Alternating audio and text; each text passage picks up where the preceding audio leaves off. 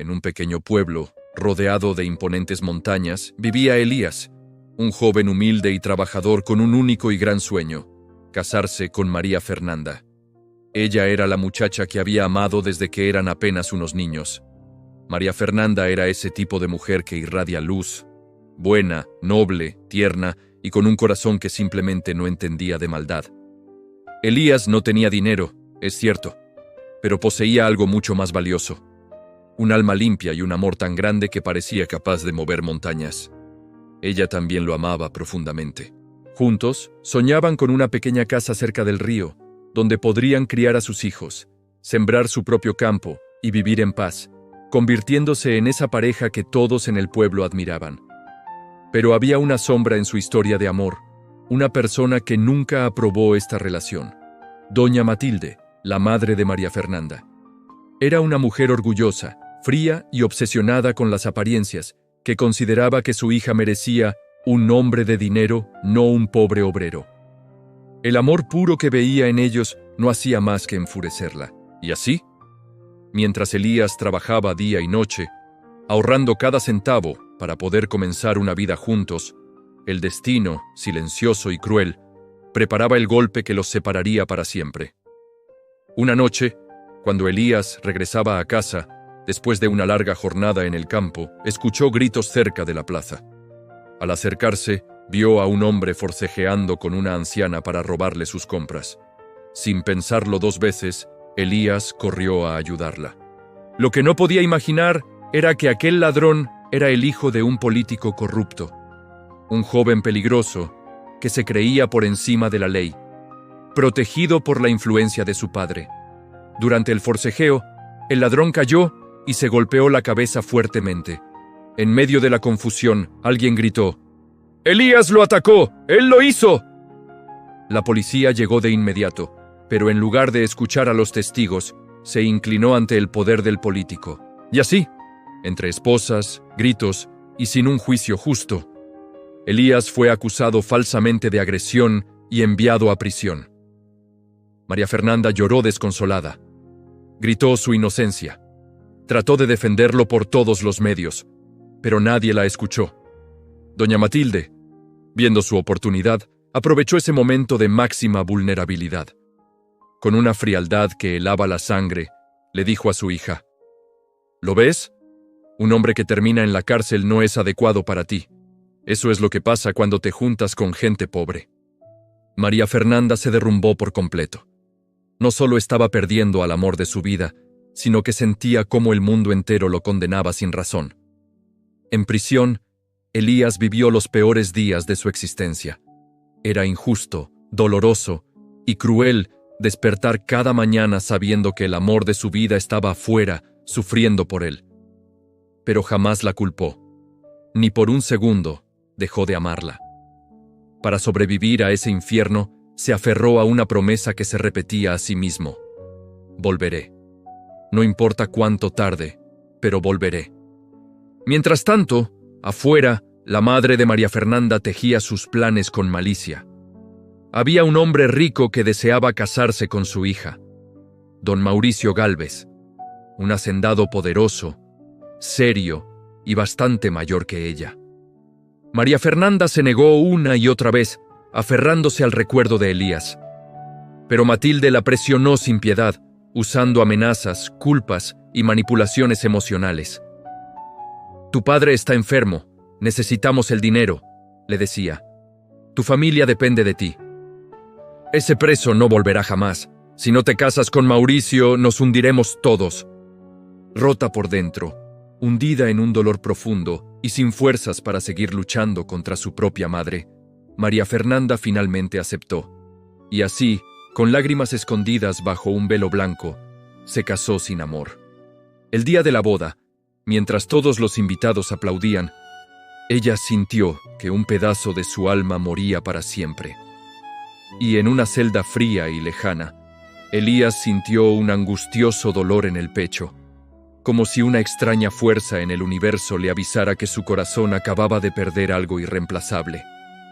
Los años pasaron, lentos y pesados.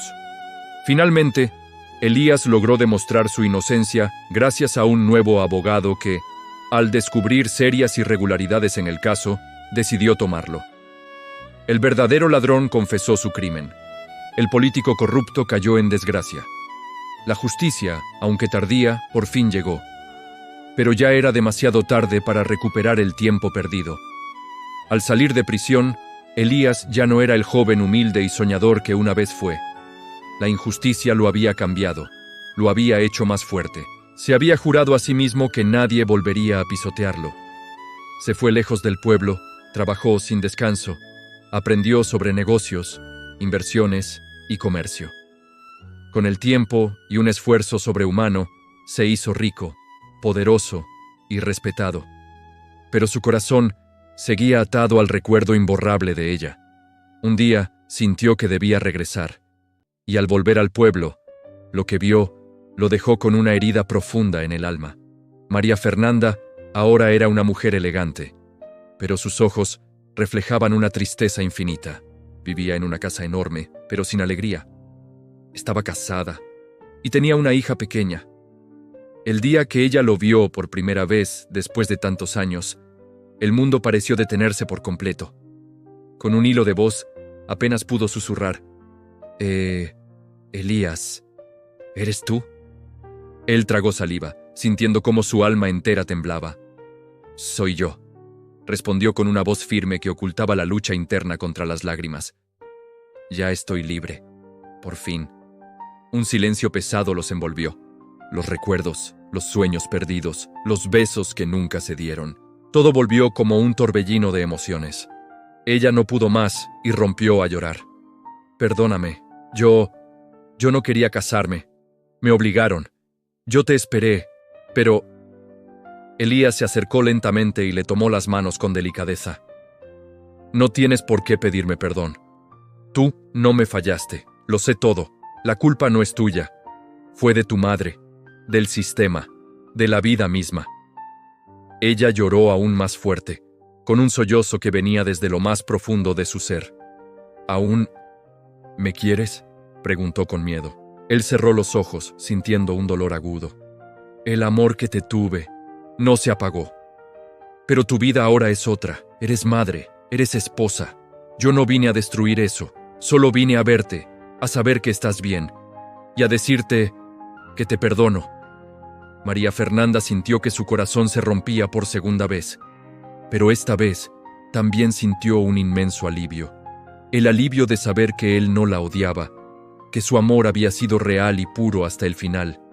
Elías siguió visitando el pueblo de vez en cuando, no para recuperar un amor que ya era imposible, sino para cerrar heridas. Con el tiempo, se hizo amigo de la hija de María Fernanda, una niña que lo veía como un tío bueno y misterioso. También ayudó a la gente del pueblo, generó empleo, apoyó a familias pobres y construyó una pequeña escuela. María Fernanda lo miraba desde lejos, admirando en silencio la grandeza de su corazón. Él nunca pidió nada, nunca reclamó, nunca intentó destruir su matrimonio, aunque era un secreto a voces que su marido no la trataba bien. Un día, ella se atrevió a preguntarle: ¿por qué sigues viniendo si sabes que no podemos estar juntos? Elías sonrió con una profunda tristeza, porque un amor verdadero no siempre se queda, pero nunca se olvida, y porque, aunque no seas mía, siempre serás la mujer que marcó mi vida. Ella lloró y lo abrazó por última vez. Fue un abrazo largo, profundo, donde ambos entendieron que su amor no necesitaba finales felices de cuento para ser eterno. Finalmente, Elías decidió irse para siempre, pero le dejó una carta. Decía: te perdono porque te amé, te perdono porque sé que sufriste, y te perdono porque si yo hubiera estado en tus zapatos, quizá también habría hecho lo mismo. Gracias por enseñarme lo que es el verdadero amor. No te guardo rencor, no te guardo despedidas, solo recuerdos que vivirán conmigo hasta el final. María Fernanda guardó esa carta como su tesoro más sagrado. Nunca volvió a amar a nadie como amó a Elías, y él, aunque construyó un imperio y tuvo el mundo a sus pies, jamás encontró otro corazón que lo marcara como lo hizo ella.